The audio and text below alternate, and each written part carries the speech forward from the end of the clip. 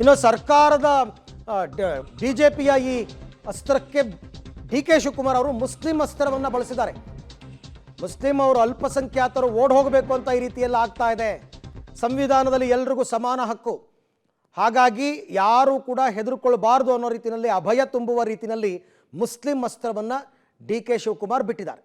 ಶಾಂತಿಯ ತೋಟ ಅವರು ಮುಸ್ಲಿಮ್ಸ್ ಬಾಂಧವರಿಗೆ ಅವ್ರಿಗೆಲ್ಲ ಕೂಡ ಮಾನಸಿಕವಾಗಿ ಹಿಂಸೆ ಕೊಟ್ಬಿಟ್ಟು ಈ ದೇಶ ಓಡೋಗ್ಬೇಕು ಅಂತ ಚಿತ್ರಹಿಂಸೆ ಕೊಡ್ತಾ ಇದ್ದಾರೆ. ಸರ್ವ ಜನಾಂಗದ ಶಾಂತಿಯ ತೋಟ. ಮತ್ತು ಯಾಕೆ ಅವ್ರ ಕೈಲಿ ಏನು ಕಾನ್ಸ್ಟಿಟ್ಯೂಷನ್ ಬದಲಾವಣೆ ಮಾಡೋಕ್ಕಾಗ್ತದ? ಸಂವಿಧಾನದಲ್ಲಿ ಎಲ್ಲರಿಗೂ. But at no point of time any criminal activity ನಾವು ಎನ್ಕರೇಜ್ ಮಾಡೋದಿಲ್ಲ, ಯಾರಿಗೂ ಅವಕಾಶ ಕೊಡೋದಿಲ್ಲ. ಶಾಂತಿಯಿಂದ ಈ ರಾಜ್ಯ ಇದೆ, ಶಾಂತಿಯಿಂದ ನಾವು ನಡ್ಸ್ಕೊಂಡು ಹೋಗ್ತೀವಿ. ಪಾಪ ಅವ್ರಿಗೆ ಏನು ಮಾಡಿಲ್ವಲ್ಲ.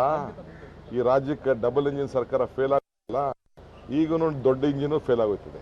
ನಮ್ಮದು ಶಾಂತಿಯ ತೋಟ ಅವರು ಮುಸ್ಲಿಮ್ಸ್ ಬಾಂಧವರಿಗೆ ಅವ್ರಿಗೆಲ್ಲ ಕೂಡ ಮಾನಸಿಕವಾಗಿ ಹಿಂಸೆ ಕೊಟ್ಬಿಟ್ಟು ಈ ದೇಶ ಓಡೋಗ್ಬೇಕು ಅಂತ ಚಿತ್ರಹಿಂಸೆ ಕೊಡ್ತಾ ಇದ್ದಾರೆ. ಸರ್ವ ಜನಾಂಗದ ಶಾಂತಿಯ ತೋಟ. ಮತ್ತು ಯಾಕೆ ಅವ್ರ ಕೈಲಿ ಏನು ಕಾನ್ಸ್ಟಿಟ್ಯೂಷನ್ ಬದಲಾವಣೆ ಮಾಡೋಕ್ಕಾಗ್ತದ? ಸಂವಿಧಾನದಲ್ಲಿ ಎಲ್ಲರಿಗೂ. But at no point of time any criminal activity ನಾವು ಎನ್ಕರೇಜ್ ಮಾಡೋದಿಲ್ಲ, ಯಾರಿಗೂ ಅವಕಾಶ ಕೊಡೋದಿಲ್ಲ. ಶಾಂತಿಯಿಂದ ಈ ರಾಜ್ಯ ಇದೆ, ಶಾಂತಿಯಿಂದ ನಾವು ನಡ್ಸ್ಕೊಂಡು ಹೋಗ್ತೀವಿ. ಪಾಪ ಅವ್ರಿಗೆ ಏನು ಮಾಡಿಲ್ವಲ್ಲ. ಈ ರಾಜ್ಯಕ್ಕೆ ಡಬಲ್ ಇಂಜಿನ್ ಸರ್ಕಾರ ಫೇಲ್ ಆಗಿಲ್ಲ, ಈಗೂ ದೊಡ್ಡ ಇಂಜಿನು ಫೇಲ್ ಆಗುತ್ತಿದೆ.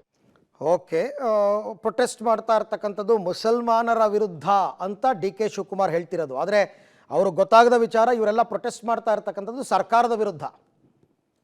ಸರ್ಕಾರ ಫೇಲ್ಯೂರ್ ಆಗಿದೆ ಅಂತಲೇ ಬಿ ಜೆ ಪಿಗರು ಆಕ್ರೋಶವನ್ನು ವ್ಯಕ್ತಪಡಿಸ್ತಾ ಇರ್ತಕ್ಕಂಥದ್ದು.